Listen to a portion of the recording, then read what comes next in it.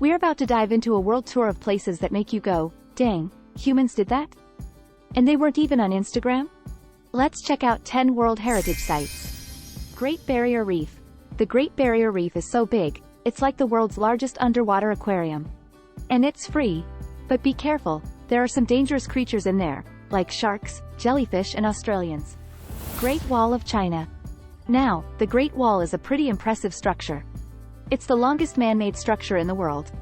But it's also kind of ridiculous. I mean, imagine building a wall thousands of miles long just to keep people out. It's like, hey, Mongols, don't come over here. We don't like you. But the Mongols were like, hard pass. We're gonna come over there anyway. And they did. So, the Great Wall didn't really work that well. But it's still a pretty neat sight to see. Serengeti National Park, Tanzania.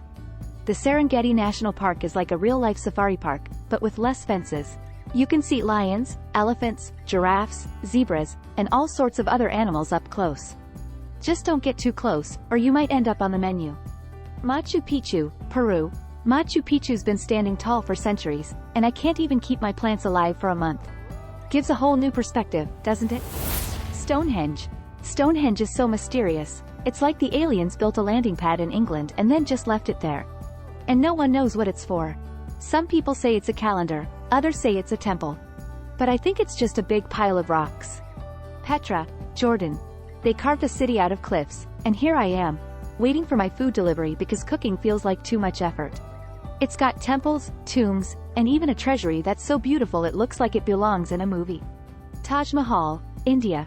The Taj Mahal is like the world's most expensive tombstone. It's a white marble mausoleum that was built by a Mughal emperor for his beloved wife. And I can't even get my husband to take out the trash. Notre Dame Cathedral, France. Notre Dame Cathedral is like a Gothic masterpiece that's been standing tall for over 800 years. But unlike most 800-year-old things, it's still looking pretty good. Cinque Terre, Italy. Cinque Terre is like a string of 5 picturesque villages that are hanging off the cliffs of the Italian Riviera. But unlike most seaside villages, it's not overrun with tourists taking up all the good photo spots. And the cherry on top? Not a single mother-in-law in sight. Sounds like paradise to me. Białowieża Forest, Poland, Belarus.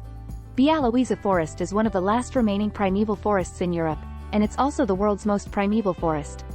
The place is like something out of a fairy tale. Easter Island. Easter Island is like a giant outdoor sculpture park. Giant stone heads staring at you, judging. Kinda like my family reunion. Those iconic statues you see in photos? They're called moai, and they aren't just heads. Most of them have bodies buried underground. There's still debate on how exactly they were moved and erected. Some theories include rolling on logs or a sort of walking technique. But here's a fun tidbit. Next time someone shows you a picture of one, you can casually drop, "Did you know they have bodies underground?" and watch their surprise. Just another day being the smartest person in the room. Why giant heads? Even scientists are still scratching their heads about their true purpose. It's probably best not to dive too deep into what went down there. I mean, a society that's all about giant rock heads? They were probably into some really quirky stuff. Best to just appreciate the mystery and keep it moving. So there you have it, a list of World Heritage Sites that will make you go, dang, humans did that? And remember, when you're traveling, always keep your sense of humor close by. It's the best way to get through any unexpected situation. That's it from the land where rocks have better interiors than my apartment. If these walls could talk, well, they'd probably just brag about their age. Catch you on the flip side of history, and as always, see ya next time.